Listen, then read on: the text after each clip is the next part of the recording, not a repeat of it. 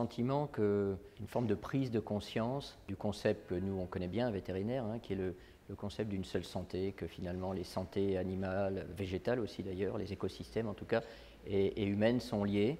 Alors c'est une prise de conscience dans les mots. Est-ce que ça se traduira par quelque chose dans la réalité? Sincèrement, je n'en sais rien. Quand on descend au niveau local, quand on échange avec des médecins, des praticiens, des professeurs, ça passe extrêmement bien. Quand on passe plus dans la partie politique, c'est un peu plus compliqué. Donc j'ai le sentiment que ça peut bouger, mais c'est absolument pas gagné. Il y a une partie de notre travail, le travail des vétérinaires praticiens, c'est un peu de la médecine de guerre. Donc pendant cette période, les médecins, tout le système de santé humaine a découvert une autre façon d'opérer, à savoir on travaille avec des contraintes économiques et puis on essaie de protéger la majorité, quitte à sacrifier l'individu.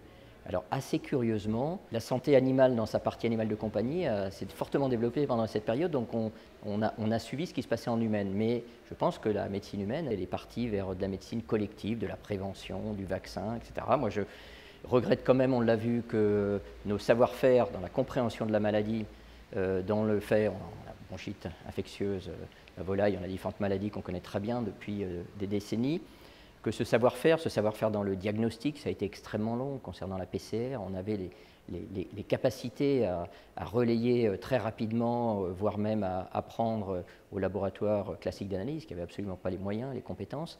On aurait pu gagner du temps. Alors après, vous voyez, quand on regarde ça maintenant, il y a plus de 80% des personnes de plus de 12 ans qui sont vaccinées. Donc avec le temps, finalement, on est arrivé à un constat que le modèle français, européen, ne fonctionne pas si mal que ça.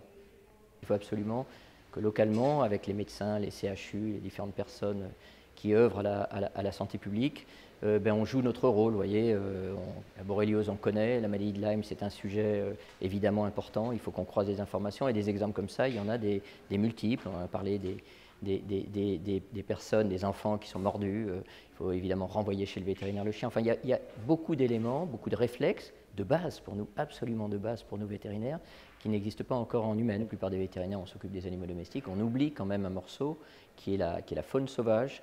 Et la faune sauvage est quand même à l'origine de 72% des zoonoses. Ça démarre toujours par la faune sauvage. Ça continue par un réservoir animal dont on s'occupe et puis après ça passe sur l'homme. Et donc il y a un sujet de faune sauvage. La grosse difficulté, c'est de savoir qui va financer cette surveillance qu'on doit opérer, voire la protection qu'on doit mener, le développement de solutions techniques, de vaccins, des formes orales, etc. On l'a très bien fait sur le renard en ce qui concerne la rage. Donc il y a un vrai pan, je pense, important pour la société. Et nous, on va créer, alors c'est un scoop, je vais vous le dire, on va créer une fondation chez Seva pour financer et s'occuper de ces sujets-là qui me semblent très importants.